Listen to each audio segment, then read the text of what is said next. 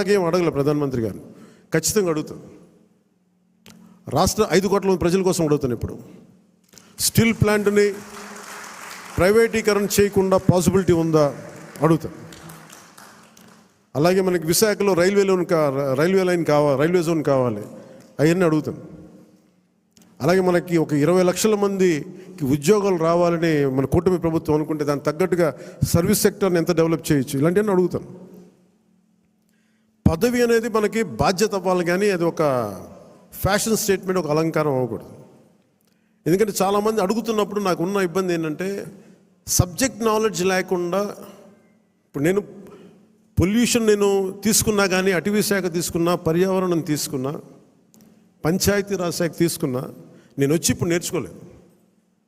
నేను కనిపించడం మీకు పొలిటికల్గా న్యూస్ లేదంటే ఒక నాయకుడిగా కనిపించవచ్చు, కానీ పబ్లిక్ పాలసీని చాలా లోతుగా అధ్యయనం